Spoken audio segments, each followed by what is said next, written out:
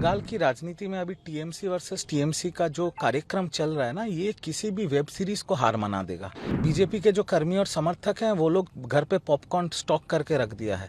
रोज शाम को news channel चलाते हैं, टीएमसी और टीएमसी का झमेला होता है और भाजपा पॉपकॉर्न खाती है, बैठ के मजा लेती है। कौन कहाँ बैठेगा, कौन कहाँ दखल लेगा, कौन क्या करेगा, ये तमाशा बंद होना चाहिए। मुख्यमंत्री शुभेंदु अधिकारी जी जो बैटिंग कर रहे हैं उस पर ऐसे ही विपक्ष को बोलने का कुछ है नहीं, सब अच्छे काम हो रहा है। सीपीएम के हैं एक विधायक, आईएसएफ का है एक विधायक, एयूजेपी का है एक विधायक, कांग्रेस का है दो, तो इधर आपके आ गए 5 और बाकी 80 जिसके पास है वो अपने बीच में लड़े जा रहे हैं। बंगाल की राजनीति में अभी टीएमसी वर्सेस टीएमसी का जो कार्यक्रम चल रहा है ना, ये किसी भी वेब सीरीज को हार मना देगा।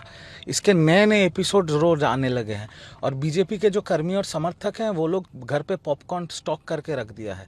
रोज शाम को न्यूज चैनल चलाते हैं, टीएमसी और टीएमसी का झमेला होता है और भाजपा पॉपकॉर्न खाती है, बैठ के मजा लेती है। और बंगाल के लोग भी मजा ले रहे हैं। ये क्या हो रहा है तमाशा, ये तमाशा क्या चल रहा है, ये मैं जानना चाहता हूँ। आज आप एक चीज़ देखिए, तृणमूल भवन तो ये अस्थायी रूप से तृणमूल भवन है।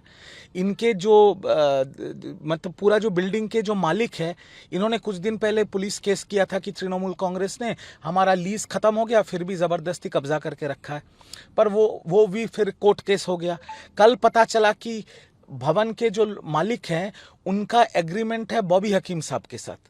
अब बॉबी हकीम साहब चले गए हैं ऋतुव्रत बनर्जी साहब के साथ, तो टेक्निकली देखा जाए तो एग्रीमेंट उनके साथ है। अब वो बोल रहे हैं हम तृणमूल कांग्रेस है, हम इधर बैठेंगे। ममता दीदी के साथ जो तृणमूल कांग्रेस के नेता है वो बोल रहे हैं हम यहाँ बैठेंगे।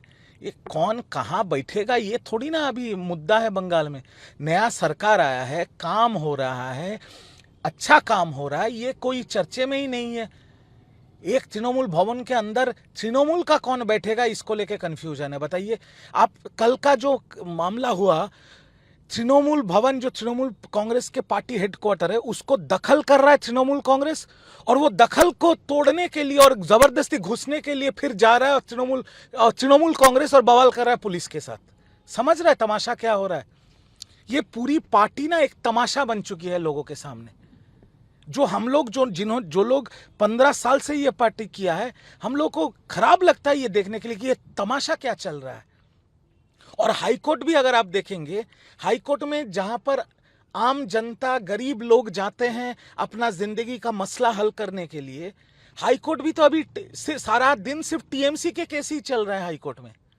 सारा दिन कभी अभिषेक जी का केस, कभी उनके पीए का केस, कभी तृणमूल के किसी और नेता का केस जो अरेस्ट हो गया है, और उसके बाद तो फिर ये तो चल ही रहा है। कौन कहाँ बैठेगा, कौन कहाँ दखल लेगा, कौन क्या करेगा, ये तमाशा बंद होना चाहिए मुझे लगता है। ममता बनर्जी के टीएमसी ने कल एफआईआर भी करवाया है कि ये जबरदस्ती ऑक्युपाइड करना चाहते हैं पार्टी ऑफिस को। मैं वही बोल रहा हूं, तो ये तमाशा हो रहा है, सर्कस चल रहा है। तृणमूल भवन दखल कर रहा है तृणमूल कांग्रेस, और तृणमूल कांग्रेस हाईकोर्ट में केस कर रहा है, एफआईआर कर रहा है कि जबरदखल हुआ है। कौन है तृणमूल कांग्रेस?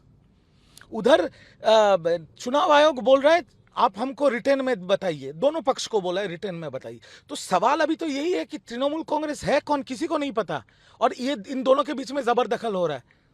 कल तो ऋतुव्रत जी के जो गुट हैं वो बोल देंगे ममता बनर्जी हमारा है ममता बनर्जी हमारा है, क्योंकि हम ही तृणमूल कांग्रेस है, हमारे पास नंबर है। तब ये कहां, ये क्या तमाशा चल रहा है? क्या होना चाहिए, आप क्या समझते हैं? देखिए, हम ये समझते हैं, आम जनता को अगर आप पूछेंगे तृणमूल कांग्रेस कौन है, आम जनता बोलेगी ममता बनर्जी है। पर चुनाव आयोग के कानून के हिसाब से, देश के कानून के हिसाब से और इलेक्टोरल पॉलिटिक्स के हिसाब से नंबर सर्वोपरि है, और नंबर ऋतुव्रत जी के पास है। तो मैं चाहता हूं कि जल्द से जल्द चुनाव आयोग इसका सिद्धांत ले कि सिंबल किनका है, पार्टी के अकाउंट्स किनका है, हेडक्वार्टर्स किसका है, और ये करके एक जगह ये सेटलमेंट हो जाए। फिर बाकी चीज कोर्ट में चलता रहे, क्योंकि ये सब सुलह नहीं होने वाला है सुप्रीम कोर्ट छोड़ के, सुप्रीम कोर्ट में चलता रहे। बट अगर जनता के सामने चुनाव आयोग का ये सिद्धांत आ गया कि सिंबल अभी ऋतुव्रत जी के पास रहेगा, पार्टी अकाउंट्स ऋतुव्रत जी के पास रहेगा, पार्टी हेडक्वार्टर ऋतुव्रत जी के पास रहेगा, क्योंकि उनके पास नंबर है, कम से कम लोगों को तो पता चले कि कौन तृणमूल है कौन तृणमूल नहीं है। अभी तो सबसे बड़ा कंफ्यूजन ये है कि तृणमूल है कौन तृणमूल कांग्रेस है। जो आप भी तृणमूल कांग्रेस के रहे हैं, आप भी शुभचिंतक रहे हैं, बड़े नेता थे आप आप ऐसा नहीं मानते हैं कि जो मेन वजह है जिसके वजह से लोग छोड़कर गए, उस समस्या का समाधान किया जाए और फिर से पार्टी कौन सा वजह है, आप बोलिए मुझे। सभी तो अभिषेक बनर्जी को ही ठहराया अच्छा, है। तो अभी बात यह है कि ये जो अभिषेक बनर्जी जी नाम का जो समस्या है, जो सब लोग बोल रहे हैं कि ऋतुव्रत जी भी बार बार बोले हैं कि हम एक कल्ट के खिलाफ है, कलेक्टिव है हम लोग, तो सबका उंगली अभिषेक बनर्जी जी के ऊपर है। ये समस्या का हल दो तरीके से हो सकता है। एक, ममता बनर्जी जी खुद सिद्धांत ले कि हम अभिषेक बनर्जी जी को तृणमूल कांग्रेस से दूर रख रहे हैं, तब शायद कोई सुलह का जगह बन सके। या दूसरा, जो मैं चाहता हूं कि अभिषेक जी खुद करे, कि वो खुद बोलेंगे कि अगर मेरे को लेके इतना प्रॉब्लम्स हो रहा है तो मैं अभी थोड़ा साइड हट जाता हूं, पहले सुलह हो जाए, पहले पार्टी एक जगह पे आ जाए, विपक्ष की जगह पे आ जाए। क्योंकि आज भी तो तृणमूल कांग्रेस के पास 80 विधायक हैं, बीजेपी के पास 2021 से लेकर 2026 तक 77 विधायक थे, बस 77। उनको लेके वो पूरा बंगाल में विपक्ष की लड़ाई लड़े हैं। इनके पास तो 3 ज्यादा है और ये लड़ रहे हैं अपने बीच में, किसका पार्टी ऑफिस, किसका सिंबल, किसका बैंक अकाउंट। तो अभिषेक जी का खुद सिद्धांत लेना चाहिए कि मैं अभी साइड हट जाता हूं, पहले पार्टी मजबूत हो, पूरा बंगाल में हम बीजेपी के खिलाफ विपक्ष मजबूत हो, फिर हम अपने बारे में सोचेंगे। बिल्कुल, ऐसे में तो दिखता है कि ऑपोजिशन कहीं है ही नहीं। कहाँ है? विपक्ष का आवाज कौन उठाए? एक मैं तो आपको बोल रहा हूं, सरकार एक तरफ जो बैटिंग कर रही है, मुख्यमंत्री शुभेंदु अधिकारी जी जो बैटिंग कर रहे हैं, उस पे ऐसे ही विपक्ष को बोलने का कुछ है नहीं, सब अच्छे काम हो रहा है। और उल्टा साइड में जो विपक्ष है, सीपीएम के हैं 1 विधायक, आईएसएफ का है 1 विधायक, एयूजेपी का है 1 विधायक, कांग्रेस का है 2, तो इधर आपके आ गए 5, और बाकी 80 जिसके पास है वो अपने बीच में लड़े जा रहे हैं। तो विपक्ष कहाँ है? और ये तो लोकतंत्र के लिए ठीक नहीं है, ये देश के लिए ठीक नहीं है, ये बंगाल के लिए ठीक नहीं है। एक मजबूत विपक्ष होना बहुत जरूरी है। और ये तो सिर्फ मैं नहीं बोल रहा हूं, देश के प्रधानमंत्री भी बोल चुके, और विधानसभा में बंगाल के मुख्यमंत्री ने भी बोला कि हम चाहते हैं कि एक मजबूत विपक्ष हो। मजबूत विपक्ष होने का फायदा आम जनता को मिलता है, पर विपक्ष अभी कहीं नजर ही नहीं आ रहा है, अपने बीच में लड़ रहे हैं सब। लोकसभा स्पीकर 2 दिनों के दौरे पे हैं, ओरिएंटेशन प्रोग्राम भी चलाया गया नए विधायकों के साथ में और तमाम विधायकों के साथ में। इस पहल को आप कैसे देखते हैं? अच्छी बात है। आप देखिए, एक नया सरकार बना है, उनके पास अभी 208 विधायक हैं। 208 विधायक में करीब करीब, अगर मेरा गणित थोड़ा भूल हो सकता है, बट 180 से 185 विधायक फर्स्ट टाइम विधायक हैं। करीब करीब 180 विधायक पहली बार विधायक बने हैं। तो विधानसभा में कैसे वर्ताव करना है, विधानसभा में कैसे बात करना है, विधानसभा में कैसे प्रश्न उठाना है, ये सब तो एक सीख होता है।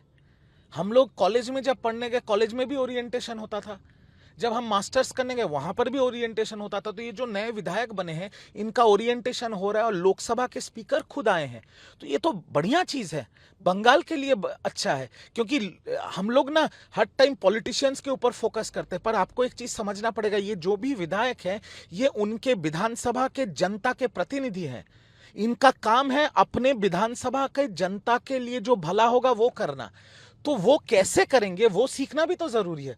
और उनको प्रशिक्षण देने के लिए खुद किरण रिजिजू आए हैं, पार्लियामेंट्री मिनिस्टर आए हैं, लोकसभा के स्पीकर आए हैं। इनसे अच्छा टीचर कहां मिलेगा?